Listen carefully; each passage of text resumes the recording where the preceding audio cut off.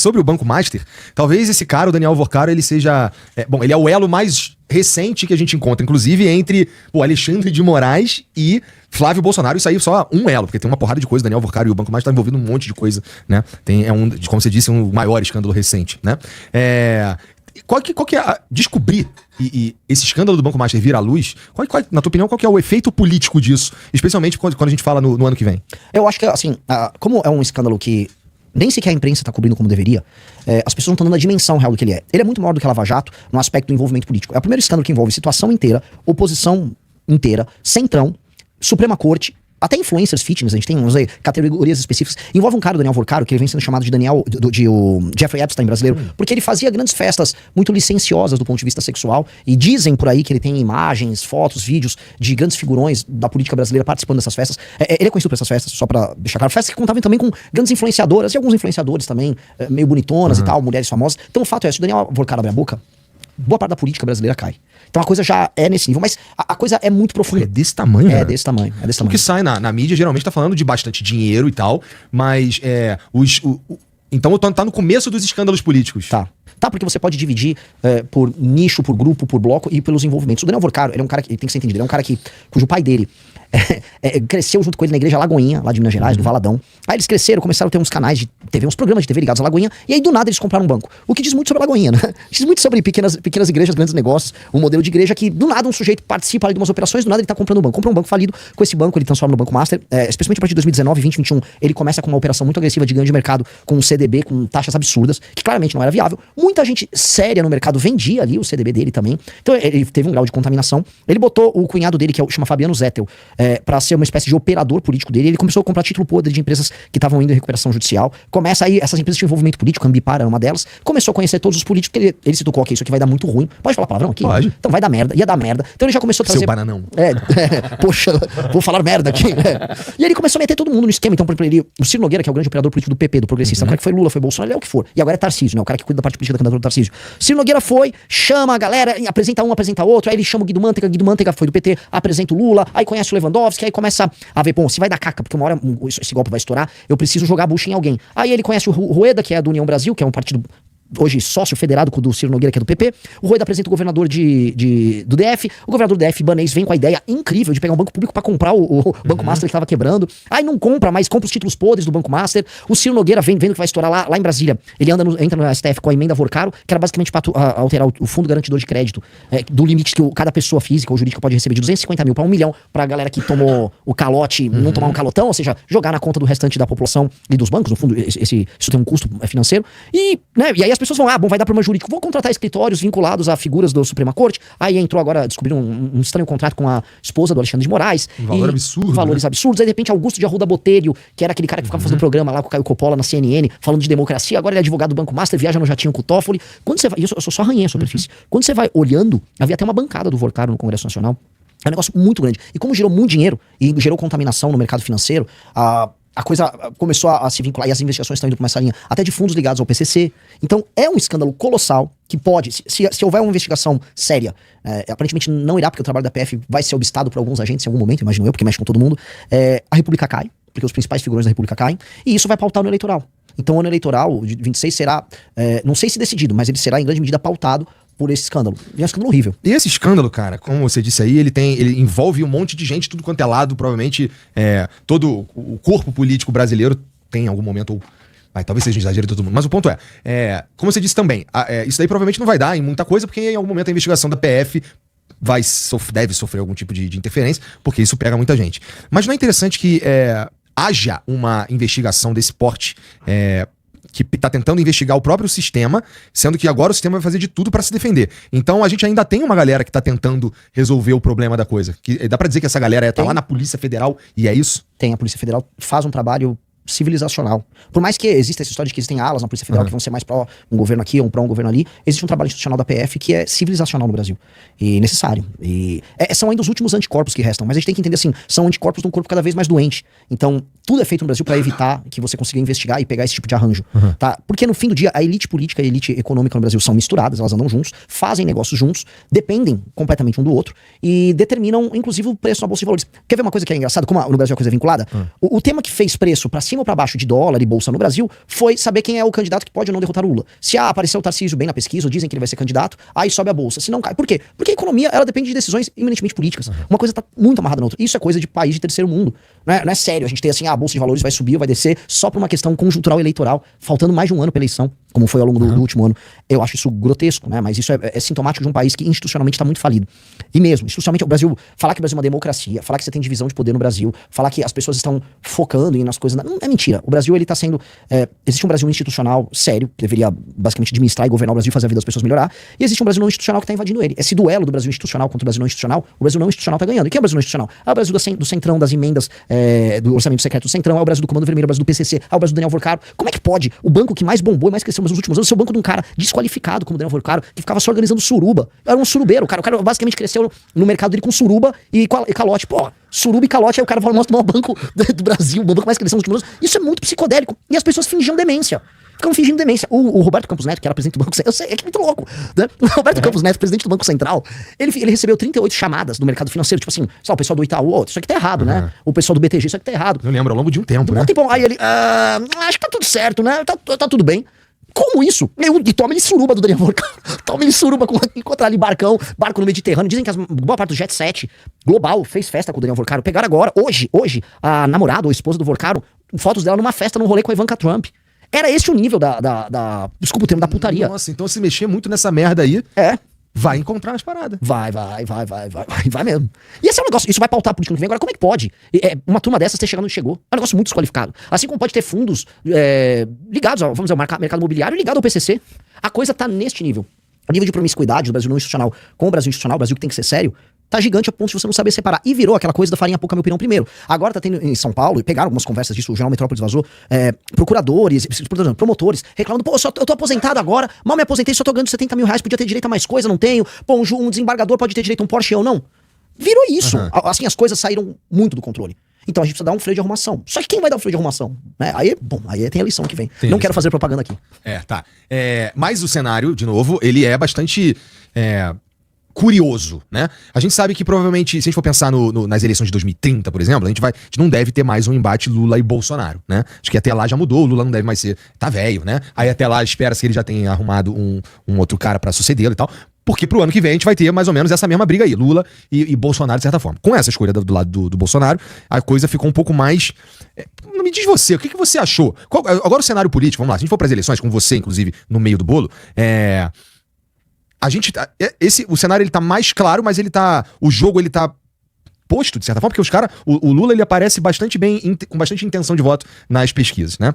A gente sabe que ele deu uma surfada na popularidade, especialmente com o que tava rolando lá de Estados Unidos, Eduardo Bolsonaro, taxas e tudo mais, mas o Brasil também é foda, a gente sabe que muita coisa pode mudar até lá. Como é que tu analisa pra valer o eleições 2026? Vamos lá, cenário. O Lula, é paradoxal a situação dele, porque ele aparece nas pesquisas do segundo turno sempre próximo, né, da vitória e tal, e ele tá no momento em que o Brasil está supostamente em pleno emprego, que a população mais pobre sente que aumentou um pouco o poder de compra porque os preços no supermercado diminuíram.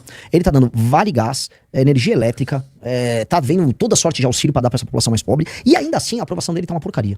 O cara tá assim, fazendo tudo, gastando tudo que ele pode de capital político. Os adversários políticos dele são horríveis, dando todas pra ele e ele não consegue subir. E por quê? Não consegue. Porque o projeto de esquerda no Brasil acabou. Não só no Brasil, boa parte, vamos dizer, do mundo, a esquerda passa por um problema gigantesco de não saber o que é ser de esquerda e qual o papel que eles têm. O Lula só faz mais um governo convencional de esquerda, altamente populista aqui. É isso, não teve nada. Qual foi a marca do governo Lula? Aumentar impostos? Dar um vale gás? É isso? Pra mesma pessoa que recebia dos mesmos autores de Bolsa Família, temos agora vale gás. É isso. Óbvio que não, assim, você não vai construir nada absolutamente sério e pegar o Brasil e levar pra outro lugar para as pessoas sentirem, não, vou votar no Lula. Então é um voto meio tipo, se não tem tu, vai tu mesmo. E ele tem realmente pelo menos 35% a 45% do eleitorado ali flutuando. Então o Lula, ele tá nessa posição paradoxal que ele tá muito bem, mas meio que ele já gastou tudo que ele podia e não consegue subir. E os adversários muito ruins.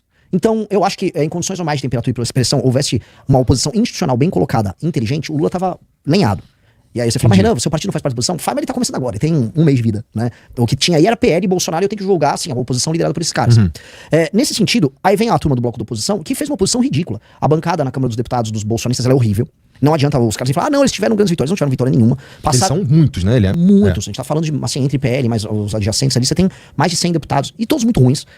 Todos que são basicamente Instagrammers, fazendo vídeo ali. Acho que o Nicolas é o cara mais, vamos dizer, mais óbvio desse estilo de política. O que é um deputado muito ruim? Você tá dizendo das ideias que eles defendem ou do trabalho deles como representante de alguma coisa? Isso tudo. Mas assim, vamos falar assim, não vou julgar as ideias que eles defendem, vou julgar a efetividade. Eu acho que falta trabalho parlamentar. Eles passam 90% do tempo deles pensando em como gravar vídeos, mesmo da atuação parlamentar deles, e pouco em entregar resultado político parlamentar em si. Então eles são ruins no que eles entregam. Só que antes a gente podia julgar, mas pelo menos eles são bons comunicadores. Eu acho que eles erraram até na estratégia de comunicação. Achar que a pauta do Brasil nesses últimos anos foi apenas anistia. Olha, o Brasil é um país muito maior do que aquelas pessoas que estão presas.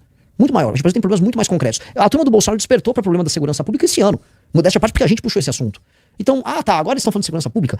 O que eles têm a propor, por exemplo, pro desastre educacional que o Brasil passa e no mal nos testes internacionais? Nada. O que eles têm pra falar de todos os outros assuntos que o Brasil pode puxar, questão fundiária? Nada, não tem nada. Só tem, tipo, anistia, Bolsonaro, olha aí a esquerda, que perigo a esquerda. Então, uma posição muito ruim. É uma posição que fez um trabalho muito ruim, que deixou tudo até mais ou menos fácil pro Lula. Acho que o exemplo, que mais coroou essa burrice foi a PEC da blindagem. Aqui foi uma das coisas mais retardadas que eu vi. Né? Deram um prêmio pro Lula. O PT fez uma manifestação esse fim de semana agora, lutando contra a corrupção no Congresso, citando a PEC da blindagem. Olha o presente que os caras deram. E ainda foram justificar. Então, é uma turma muito ruim. Essa turma muito ruim, e tava... Enfim, ela é um bando de deputados toscos. E aí eles iriam falar, vamos lançar quem? Pega os deputados toscos, coloca na cabeça da chapa um cara que o mercado acha ajustado como Tarcísio, lança essa galera e sai todo mundo ganhando. Esse era o plano. O mercado queria, vamos dizer, os partidos do Centrão queriam, o PL topava. Só faltava combinar com os Bolsonaro. Falei, o que o Bolsonaro ganha numa candidatura a Tarcísio? Né? A gente tem que entender que o Tarcísio já tinha prometido pro próprio Jair que ia tentar interceder com o Xandão pra tentar tirar o Jair da cadeia, evitar. Nada disso aconteceu. O Tarcísio acabou se indispondo até com o Alexandre de Moraes num episódio aí, numa manifestação. Não rolou, então os Bolsonaro, o Jair tá preso. Esse cara, o Tarcísio, vai levar todo o nosso capital político da eleição, porventura pode até ganhar, pode ou não soltar a gente, não conseguiu livrar o Jair da cadeia, e a gente vai ficar vendo navios só morrer, vão ficar morrendo quietos esperando. Aí a família começou, foi com a viagem do Eduardo para os Estados Unidos, a cuidar do seu próprio interesse. Então, do ano de 2025 foi o ano que o Eduardo viaja, ele começa a fazer lobby nos Estados Unidos, conhece inclusive o Joesley Batista, e aí eles começam o trampo deles de... Só esse ano que eles se conheceram? O Joesley é o que disseram pra mim. Tá. Eu estive nos Estados Unidos e alguns americanos ligados, inclusive à administração Trump, de onde apareceu esse Joesley, né?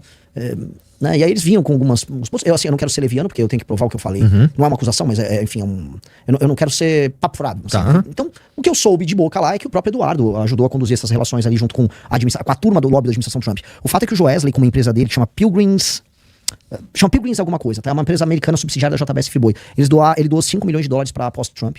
E aí meio que ele ganhou acesso a Mar-a-Lago, que é basicamente um condomínio que tem na Flórida, que o Trump faz o lobby dele, os grandes empresários ligados ao Trump estão ali. E o Eduardo também tem acesso ali, e o Eduardo foi tocar a vida dele ali. O plano do Eduardo era de duas linhas. Um é manter a família no comando da direita, e outro tentar salvar o pai, punindo o Xandão, pra tentar um acordo. Ele não conseguiu de cara essas duas coisas. Mas o Eduardo consegue esses acessos aí por meio do Joesley ou as duas coisas acontecem ao mesmo tempo? Eu acho que é muito mais o Eduardo, que já conhecia o Trump e eventualmente conheceu empresários brasileiros, isso inclui o Joesley, do que o Joesley. Tá bom. Até porque a relação do Flávio com o Trump é muito antiga e o Trump gosta de verdade da família Bolsonaro. Acho que quem fala assim, o Trump ele só largou mão do Bolsonaro, chutou eles. Não, ele gosta dos Bolsonaro. Agora o Trump gosta mais do Trump, entendeu? É isso só. Não é que ele tem... ele só gosta mais do Trump. Ele aparentemente se deu bem com o Lula. O papo foi muito pragmático entre os dois e eles conseguiram uma espécie de um acordo comum bom pra todas as partes. E esse acordo comum que é bom pra todas as partes, tirando pro eleitor brasileiro, que vai, nesse arranjo o Lula ganha, né? Ele vê o seguinte, por exemplo, o Trump, ele pode ver terras raras, ele colocou o Lula pra interceder na questão venezuelana com Maduro. O Joesley virou o rei do lobby brasileiro lá.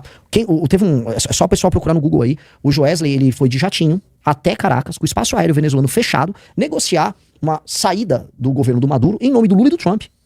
E para o Joesley ter feito isso em nome do Lula também é porque o Lula topou. Então fazia parte de um acordo Lula-Trump. E isso aqui, novamente, não é opinião minha, isso é só a galera dar um Google. Como é que pode? Qual a moral do Joesley? Com o espaço aéreo venezuelano fechado, foi lá negociar e tal.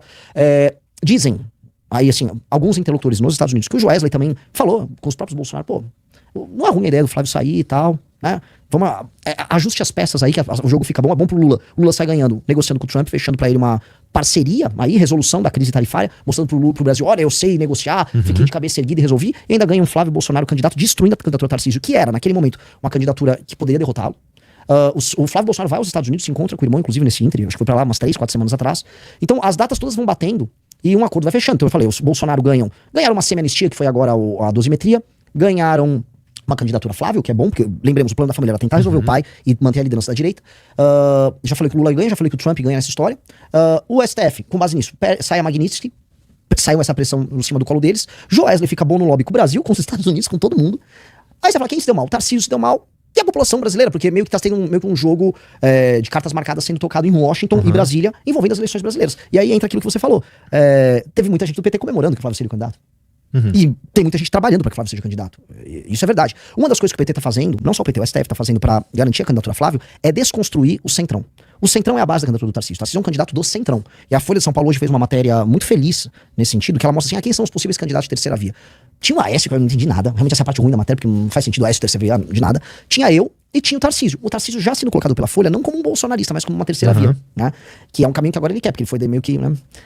Mas no desenho da matéria, né? O que a gente começa a perceber, assim, a terceira via, que seria construída pelo Centrão, ali, né, uma leitura, Centrão conduzido a candidatura do Tarcísio, depende do Centrão juntar vários partidos e dar esse suporte a ele, que ele não teria mais o Bolsonaro. Pois bem, a partir do momento que começa a sair operações como saiu na última sexta-feira, atacando o Centrão, e a última operação, essa operação de sexta é uma operação voltada em emendas, que é uma coisa que o Flávio Dino meio que estava prometendo fazer, e parece que há provas contundentes com um monte de gente, porque, óbvio, achar que parlamentar não rouba essas emendas do orçamento secreto. Você começa a quebrar os caras do Centrão. Eu citei agora há pouco, quando eu falava do Vorcaro, tanto o Ciro Nogueira quanto o Antônio de Rueda, que é do União e do PP. Eles são os articuladores principais da candidatura do Tarcísio, e estão todos encalacrados com esse lance do Banco Master. Então, se a gente põe no papel, os fiadores da candidatura do Tarcísio estão tudo machucado. Então o Lula meio que assim, uma hora o Flávio tá empoderado, outra hora o Tarcísio tá machucado, e ele vai jogando o Tarcísio, jogando um xadrez eficaz. E aí a gente tem que reconhecer, o Lula, nosso adversário político mais óbvio, cara, esses caras não ganharam todas as eleições à toa. Eles estão jogando um jogo de adulto, enquanto o outro lado tá jogando um jogo de criança. Eles são muito mais habilidosos e, até certo ponto, profissionais, né? O que a gente precisaria de um outro lado muito profissional também pra que haja ali um equilíbrio, né? Porque senão esses caras vão dominar o jogo o tempo inteiro. E aí tem gente na população que acha que isso é bom, tem gente que acha que é ruim, e tem gente que tá olhando e pensando que, putz, como eu, por exemplo, eu fico assim, cara, isso aqui é perigoso. Qual é o perigo? O perigo é um jogo que é dominado o tempo inteiro por só quem manja as regras pra valer e as usa. Porque o PT, a sensação que eu tenho, e que o Lula, eles jogam com a regra debaixo do braço, entendeu? Eles sabem exatamente o que eles estão fazendo o tempo inteiro. E a gente precisa de alguém que saiba jogar esse jogo também, porque senão ele fica simplesmente desequilibrado. Sim, você tá certíssimo. O jogo tá desequilibrado. E tá desequilibrado a partir do momento que o time do Lula faz parte de uma coalizão, que é uma coalizão que inclui membros de cortes superiores, ministro da Suprema Corte, pra ser claro. Ainda uma parte da imprensa, uma parte do empresariado menor, mas conta.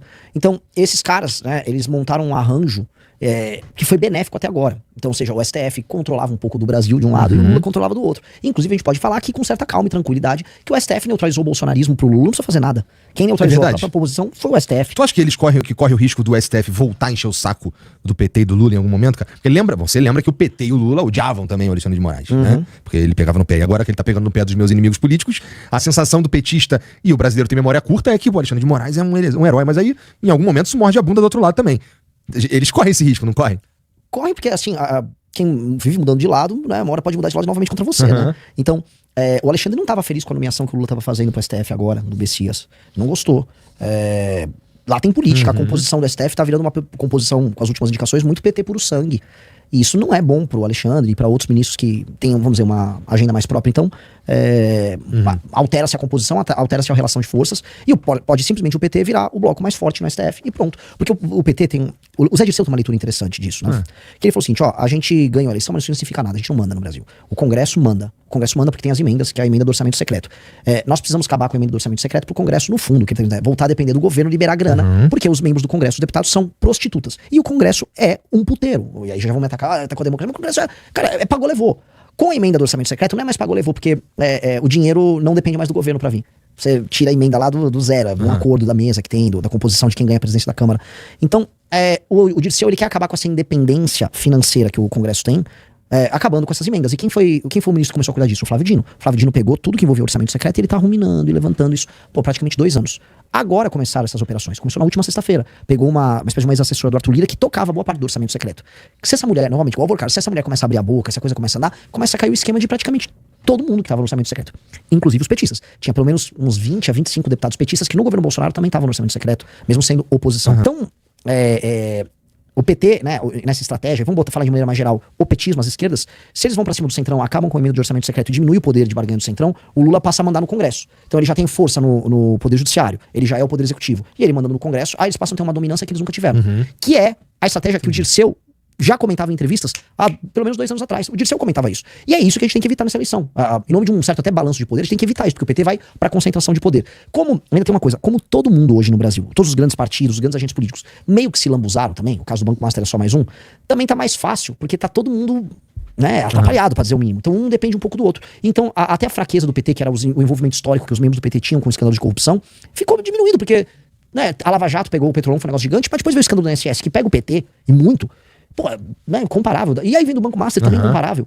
E então, olha, não é todo mundo é ladrão aí, todo mundo tá atrapalhado, todo mundo depende do favor do outro, todo mundo é sócio em diferentes esquemas. Cara, tem esquema assim, ó, o PT entrou nesse esquema, mas não entrou naquele. Ó, o PP entrou nesse esquema, mas não entrou no outro. Os caras ficam brigando no parlamento, enquanto os presidentes do partido são sócios em operações financeiras de corrupção. E aí tá todo mundo amarrado e o PT vai levando. O PT é mais esperto, o PT é mais inteligente, o PT tem história, o PT é um inimigo mais difícil. Então, o problema é o seguinte, né? Tem muito galera que é bolsonarista que, não, mas tem que ter a coragem do capitão. O cara não tem coragem, a galera ali. E só não tem coragem. De um lado, a gente tem Raposa, inteligente pra caramba, com apoio internacional. O petismo faz parte e é reconhecido como um grupo de esquerda internacional. É referendado como se fosse defensores da democracia, blá, blá, blá, blá, blá. Com muita experiência. É o partido que mais governou o Brasil desde a redemocratização. É talvez um dos 2 a 3, no máximo, partidos mais importantes e relevantes, infelizmente, da história do Brasil. Você tá falando desses caras versus um bando de ladrões, que são os caras do Centrão, que estão desesperados, querem fazer suruba e ganhar dinheiro, que é o que esses caras fazem, que é suruba e roubo. E, cara, os caras do bolsonarismo, que estão, é um misto de jardim de infância com um retardo mental. Então você, putz, difícil, né? Que tipo de construção tem que fazer, então, cara, pra que aconteça o que tem na tua visão de Brasil? Porque, sendo bem realista, se a gente for pensar na eleição do ano que vem, provavelmente não é nessa eleição que tu vira presidente, né? Esse é o início da jornada. Não sei. É mesmo? Não sei, eu não vou concorrer. É claro que tu jamais vai concordar comigo nessa. Não, eu tô sendo sincero. Igor, eu tô sendo sincero. Posso te trazer dados aqui e a gente trabalha. Tá. Pra começar, eu não tô falando isso de um jeito meio politiqueiro, porque eu nem queria ser candidato. Pra mim, eu quero um dia ver o Kim ser presidente. Eu admiro os meus amigos. Eu nunca participei, eu nunca concorri à eleição. Então, eu não construí um partido e agora vou ficar metendo politiqueirão. Não, meio que eu sou talvez a liderança no movimento mais proeminente quanto liderança, não o mais famoso. Eu sou uma pessoa que, eu sou a maior liderança política do grupo, talvez. Posso colocar nesses termos. Não necessariamente, né, o mais popular. Do ponto de vista acadêmico, inclusive, a ideia, tu é de onde emana a cultura do MBL, de certa forma. Bom, sim. Tá. Sim. Bom. Eu sou a mente criativa, inventiva, eu invento as confusões, as ideias do MBL. E acho que esse é o meu papel como se fosse uma espécie de CEO do movimento. Então, eu nem tinha me colocado como pré-candidato a nada. Aí eu apareci numa pesquisa da Real Time Big Data com 2%, acho que em agosto. Aí minha mãe me liga, Renan, você tá na TV ali, você é candidato. Eu 2%. De repente todo mundo me ligando, é mó legal, parece aqueles filmes, quando você tem uma banda e sua banda toca na rádio pela primeira vez. Todo mundo se ligando, 2%, eu não acreditei. Falei, beleza, já que eu tô com 2, então vocês querem, não tem ninguém, então vou eu. Mas eu falei, vou do meu jeito. Com as minhas brigas, com meus palavrões, vou do meu jeito. Então, eu não acreditava. Eu tava na tua, assim, se fosse lá, Renan, você vai aparecer numa pesquisa, eu diria, deve estar com 0,5%. Eu tenho nem 300 mil seguidores no Instagram. O Zema, que é governador de Minas, tem 3 milhões praticamente. E ele tá mal nas pesquisas, né? Eu tô próximo dele na maior parte das pesquisas. Então nunca dava que ia aparecer pesquisa. Eu apareci e comecei a crescer. Aí, você vai pegar os trackings e algumas pesquisas que eu pude pegar os dados quebrados. Dados que são muito encorajadores e que inclusive quebram a ideia. Fala assim, alguém precisa quebrar a polarização. Eu acho que isso é o maior quebra a polarização de todos. Em geral, a esquerda tá levando os votos mais jovens. Lula fez até uma campanha para o pessoal mais jovem votar. Eu tô indo muito bem os mais jovens. Quando eu quebro público 16 a 24 anos nos trackings com 7 candidatos, com Lula, Flávio Bolsonaro, Ratinho, Zema, Caiado, Renan e Eduardo Leite. Público de 16 a 24 anos eu tenho 15%. Só que esse público é majoritariamente masculino. Tipo assim, mais de 90%. Então, se eu for pegar homem vamos dizer, de 16 a 24 anos no Brasil, cara, praticamente 1 em cada 4 homens de 16 a 24 anos eu voto no Renan. O que isso quer dizer quando eu pego os dados da pesquisa e olho isso? Quem é a galera mais influente, que gasta mais energia criando meme, criando cultura política? Esse cara aí. É esse cara. Então, uma coisa é assim, o Renan já tá muito bem com as senhoras de idade, com baixa escolaridade, sei lá, da região sul do Brasil. Beleza. Ela não é tão influente pra gerar algo novo. O early adopter é, em geral, esse cara, esse homem jovem. O early adopter é nosso. E outro ponto, Nordeste. No Nordeste eu tô muito bem. No Nordeste, nesses tracks, apareço nesse cenário com 7 candidatos, na frente de Zema, Ratinho, etc. Melhor do que no Sul, Sudeste. Eu vou melhor no Nordeste que nas outras regiões. Um cara de direita cujo público é jovem, nordestino. E eu senti isso. Eu tive agora no Ceará. É outra vibe, porque o nosso discurso de segurança pública ressoa. E eu sou o único pré-candidato que fala do Nordeste de uma maneira não condescendente. Todo mundo fala de maneira condescendente. Povo querido, povo guerreiro. Povo bom, vou comer meu cuscuz aqui, não sei o quê. Eu falo, cara, tá uma bosta viver no Nordeste. A classe política do Maranhão é um lixo. Eu, por mim, botava um interventor pra tocar o Maranhão e subir os índices de IDH do Maranhão pra resolver isso, porque as pessoas votam mal no Maranhão. Eu estou falando isso. E aí, não todo mundo, mas uma parte importante da população do Maranhão, especialmente a população economicamente ativa, vive e fala, esse cara tá certo, tá uma merda. Só que você vai pegar um político de direita, aí ele vai chegar, sei lá, no interior do Ceará, eu vou andar de jegue. Eu vou andar de jegue e vou falar, povo bom. Cara, essas pessoas são seres humanos, a vida delas tá uma desgraça. O Comando Vermelho tá invadindo o interior do Nordeste. Eu não vou ficar aqui falando de cuscuz com elas. Vou falando que eu vou aumentar o Bolsa Família delas. Cara, eu vou falar assim, vocês precisam virar população economicamente ativa urgente. Urgente. Vocês têm que ter mais direitos, sim, mas vocês também têm que ter mais deveres e vocês precisam ter meios de ser produtivo e ganhar dinheiro, pra você comprar o teu celular e ficar feliz, pra você melhorar de vida, pra você sair de um estado, e essa é a questão do Nordeste mais óbvia, que não evolui nem quando comparado à região Norte. Região Norte saiu agora uma estatística sobre renda per capita nos estados. Pô, Rondônia já tá ficando parecido com o Centro-Oeste e Sul. E o Nordeste continua lá. A renda per capita do Maranhão é menos de 1/3 da renda per capita de São Paulo. Isso quando você for pegar, mas quem é que puxa pra cima a renda per capita? Hoje é o Sul do Maranhão, que é agrodesenvolvido. E aí um monte de funcionário público lá na capital, em São Luís. Ou seja, uma coisa é economia real, outra coisa é artificial. Pô, e altamente desigual. Ou seja, é assim? Cara, eu quero ir pra cima do governador desses lugares. Eu quero saber assim, como a gente cria população economicamente ativa, urgente no Nordeste, de maneira muito rápida, pra gente mudar essa dinâmica. E isso as pessoas vão ouvir, porque você tá tratando o cara não como um imbecil. E a real é que todo mundo trata o nordestino como imbecil. Porque você trata uma pessoa como imbecil quando você imagina que ela é só um titular de direito. Tipo, eu vou cuidar de você. Todas as propagandas são assim, o cara entra numa casa de uma pessoa no Nordeste, abraça assim uma senhora, ou eu vou cuidar de você. Que cuidar, cara? É o seguinte, eu preciso fazer você ganhar dinheiro. Ponto. Eu preciso que você consiga cuidar de você, pô. É óbvio. Só que todo mundo quer ser condescendente, porque existe um manual 101 de como fazer política no Brasil. No Nordeste, seja condescendente. Em São Paulo, aí você fala que é um povo trabalhador e que está no trânsito muito rápido. Aí você vai pra uma periferia e vai ter um cara dançando um break, aí você fica... É sempre isso, sabe? Aí você dá uma favela cenográfica, você tá no Rio. É uma perspectiva muito retardada de Brasil. E se for pra fazer campanha, eu vou fazer nessa vibe. Aí voltando sobre viabilidade. Quando eu olho esses números, meus números são todos tortos. Meu público é muito mais masculino do que feminino. Meu público hoje cresce no Nordeste. Meu público é muito mais jovem do que velho. Meus concorrentes, o público é todo equilibradinho. Quando você tá muito equilibradinho, você não tem muitas assimetrias, significa que você não tá fazendo nem algo muito certo, nem algo muito errado. Eu posso estar fazendo algumas coisas muito erradas, que geram rejeição e vai gerar pessoas falando de mim. Mas com certeza eu também tô fazendo algumas coisas certas que eu também cresço muito. E aí você é falado. Tanto que eu venho sendo muito falado ao redor do Brasil. Eu arrumei uma briga agora com o estado de Tocantins. Tá rodando. Aí o que é? Acho que tá na nossa thumbnail, alguma coisa assim, mas vai lá. Por quê? Porque assim, cara, nenhum governador do Tocantins consegue terminar mandato. Nenhum. Todos têm um escândalo de corrupção e terminam presos ou afastados.